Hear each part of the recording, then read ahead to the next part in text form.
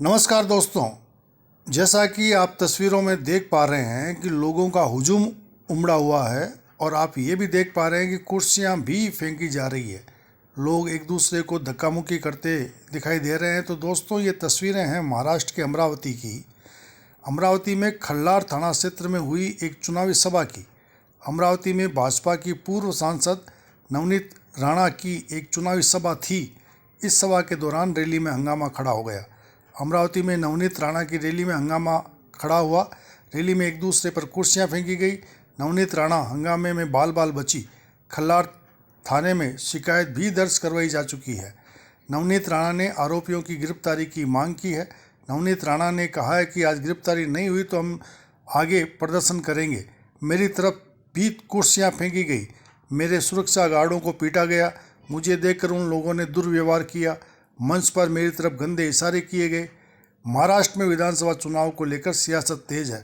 महाराष्ट्र के पूर्व सांसद नवनीत राणा जनसभा कर रही थी, तभी रैली में हंगामा हुआ। अमरावती के खल्लार में नवनीत राणा ने रैली को संबोधित करते हुए ये हंगामा हुआ। उपद्रवियों ने नवनीत राणा की तरफ भी कुर्सियां फेंकी। आइए सुनते हैं रैली के बाद राणा ने क्या कहा। मैं आपको इतना ही बता सकती हूँ, बहुत शांति प्रिय से जो हम सभा कर रहे थे और सभा के दौरान जब मैं भाषण दे रही थी, दूर से ही कई लोगों की हुटिंग शुरू हुई और उन्होंने स्पष्ट जोर जोर से यही कहा, अल्लाहू अकबर के नारे शुरू किए। हमारे कई लोग थे, जब आपके चाहने वाले लोग आजू बाजू खड़े होते हैं तो उससे आपको समझ में आता है कि कुछ तो गड़बड़ वहां पे चल रही है। फिर भी मैंने बहुत शांति प्रिय से मेरा भाषण कंप्लीट किया।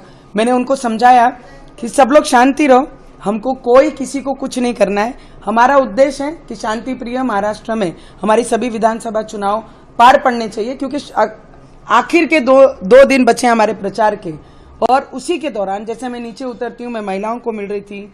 अपंग ऐसे व्यक्ति थे मेरे साथ में कल उस सभा में, 150, 200, 250 से भी ज्यादा अपंग लोग उस सभा में बैठे थे। तो कोई भी न्यूनसेंस अगर उधर होती थी तो सबसे ज्यादा परिणाम उनके ऊपर दिखाई देता था। इसलिए सभी लोगों को मैंने आह्वान किया था, मेरे लोगों को, कि कोई भी वहां पर शांति भंग नहीं करेगा।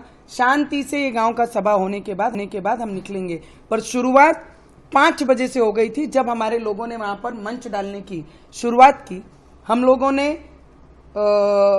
शासकीय परमिशन ली, जितनी भी पुलिस डिपार्टमेंट की लगती है, इलेक्शन कमीशन के परमिशन लगते हैं, सब हमने अपनी फॉर्मेलिटी पूरी की।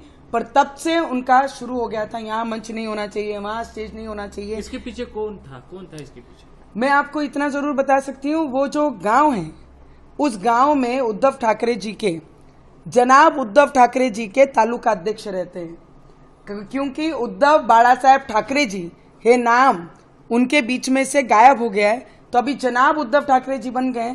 तो स्पष्ट है कि जिस पक्ष का तालुका अध्यक्ष वो वहां रहते हैं, ये सीधा सीधा उन पे इशारा जाता है कि उन्होंने ये किया हुआ सभी कृत्य है उनके लोगों ने। मुझे लगता है मेरे विचार, जब 14 दिन मुझे जेल में रखा था हनुमान चालीसा पठन करने के बाद भी कोई मिटा नहीं सका। मेरे विचार कल भी थे, आज भी है और आगे आने वाले आखिरी सांस तक मैं विचार लेके चलूंगी।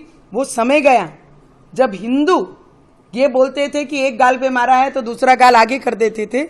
अब वो समय नहीं है। अगर एक मारेंगे तो 2 जरूर मिलेंगे, और जिस तरीके से जिस भाषा में वो बात करेंगे उसका उत्तर उसी भाषा में उन लोगों को दिया जाएगा। इसमें कहीं पर भी शंका नहीं है।